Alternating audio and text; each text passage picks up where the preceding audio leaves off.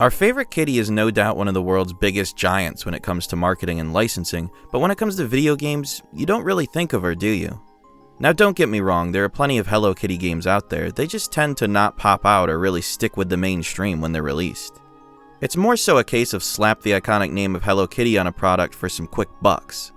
That doesn't mean there aren't exceptions to the rule though. I mean, take a look at Hello Kitty Island Adventure, a fantastic game that brilliantly uses the Sanrio license. Today I want to look at more of an obscure title though, one you may have never even heard of.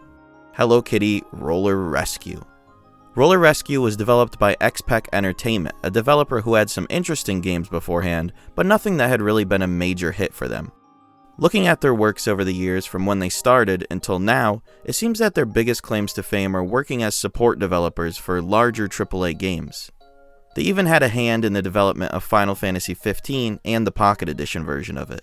So by the time XPEC got their hands on that sweet Sanrio license around the early 2000s, they definitely had experience and knew how to make a competent game.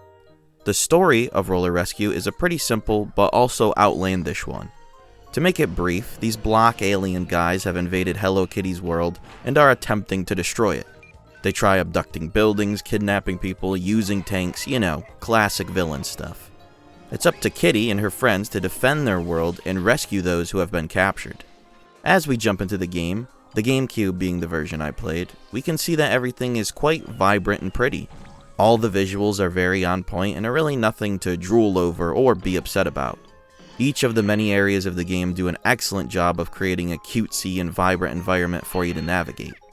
All of the UI and HUD elements also do a great job at being simple and adorable. So yeah, it looks nice, but how does it play? Very great actually. Moving Kitty around can feel a little odd at first since she's skating around and there's this delayed movement to emulate that, but you'll quickly get used to it and it won't feel nearly as foreign. Jumping around also feels nice and crisp. Platforming on the few areas that require it is very easy to manage and never feels imprecise or annoying. One thing that is extremely annoying is the constant noises Kitty makes every time she jumps.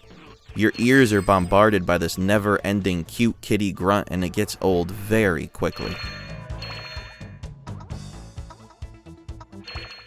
As you skate around and traverse stages, you'll obviously bump into various enemies.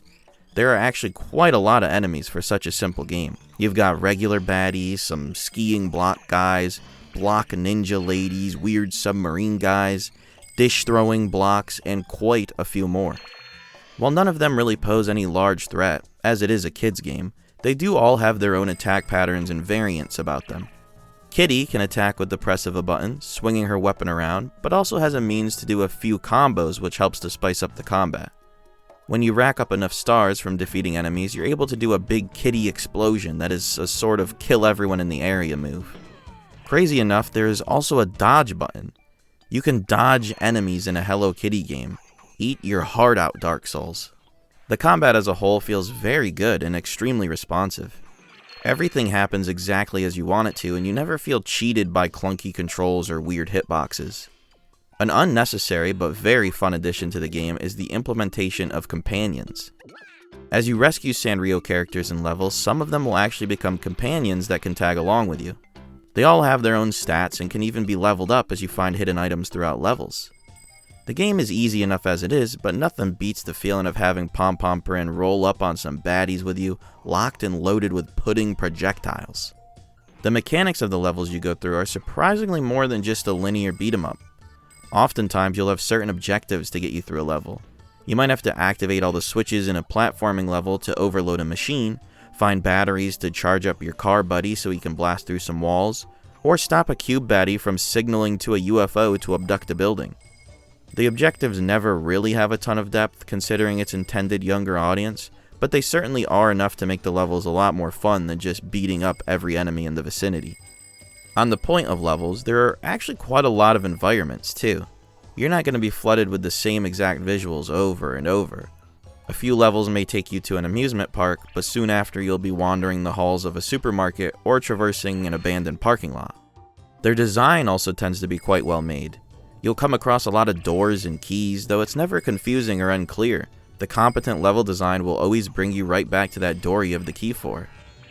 If this game couldn't get any more strangely fun, it even has boss fights.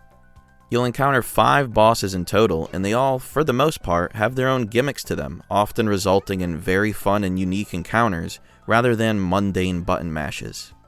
One fight, you're manning a cannon to take out a train, and the next, you're parrying missiles and using springs to jump on a giant spider tank's head. Lastly, I thought I'd comment on the hub of the game. It's not really important to mention, but I do think it adds a lot of charm. After each level, and before the beginning of the next, you'll be placed inside your home. Here is where you can check your emails to get a briefing on the next mission from Karopi, change settings, save the game, look at collectibles, or change into different outfits. Every interaction of this little home is occupied by a character. You have to speak with Gramps to save your game, Mama Mary to buy and view previous cutscenes, Mimi to look at the character's info, and so on and so forth. This all could have easily been slapped into a menu, but the developers actually went out of their way to make an interactive hub with recognizable characters strictly because they were passionate about making the game fun and enjoyable. And I think that really ties into a good endpoint for the entire game. This whole game could have been a slap-together license cash grab, but the developers wanted to actually have fun and make something not only kids would enjoy because it has recognizable characters, but a game even older kids or adults could enjoy because of its pleasant aesthetic, solid gameplay, and well-designed levels. If you've never checked out this game and have the means to, I really do recommend you do. Even more so if you're a fan of Hello Kitty or even just Sanrio for that matter. If you've played this game before, let me know in the comments below. I love hearing your guys' and gals' thoughts, and odds are I'll reply. Thanks for watching the video, and hey, if you enjoyed it, a like and subscription help out a ton. Plus, they're free. So long.